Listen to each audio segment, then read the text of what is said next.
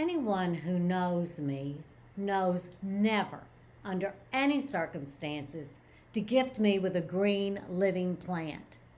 I have stopped just short of making my friends take an oath to never do that for the sake of unsuspecting greenery everywhere.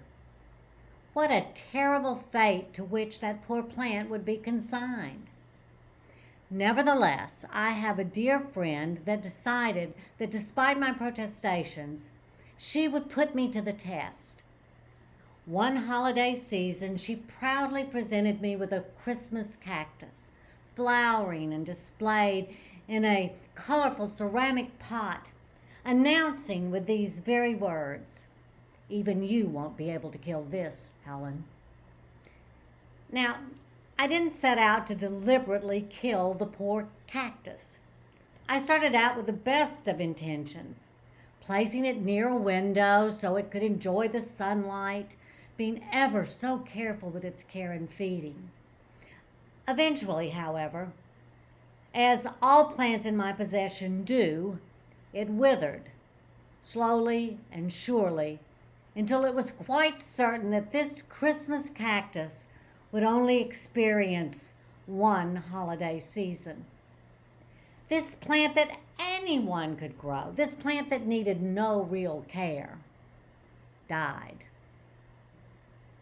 And even though I tried to rationalize my established role as Helen Farrah plant killer, I knew the sad underlying truth. I had failed what was infallible.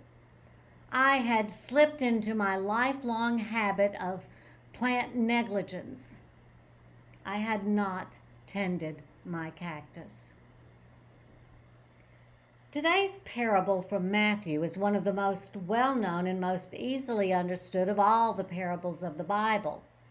Pretty straightforward, even for a failed gardener like me.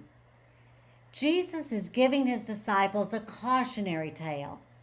It matters where and how you sow the seed of faith and belief.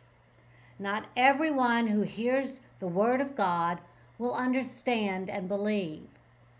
That is as true today as it was when the good news was first shared by Christ himself. And although in one respect Jesus issues a warning to the disciples that one need to be very careful to not sow the seed indiscriminately, to look for good soil, he leaves it up to the disciples to determine what will transpire after the planting. Now, of course, I think we can all agree it is important where we plant the seed. But I want to take the allegory a bit further and address the responsibility of the recipient who has been given this wonderful gift of Christ's love.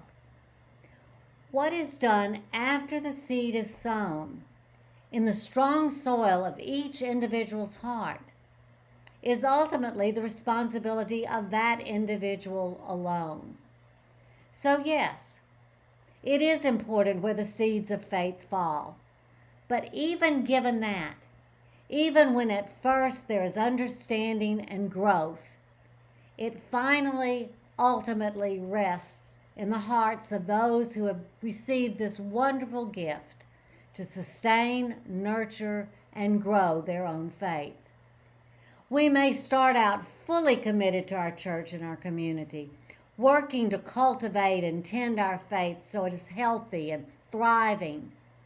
However, it's so easy to become less and less attentive to what we have been called as Christians to be, to get caught up in our turbulent, competitive, materialistic society. I'm afraid in our chaotic world, there are many distractions that draw us away from our responsibilities to do what on the surface seems to be two very basic things. As Christians, we are called to do two things: to love God and to love our neighbor, to constantly, with love and understanding, tend the very seeds of our belief. I want to show you something. This is a lovely pot. It is bright and colorful, beautifully decorated. However, the major problem with this pot is that it is woefully empty. How much more beautiful it could be if something grew out of it, say a Christmas cactus. But I didn't tend to the living, breathing life that was in it. I allowed the seed to wither and to die. So, what is the message here? Stated very simply, we all need to be ever vigilant to make sure that we tend to the seeds that have been planted.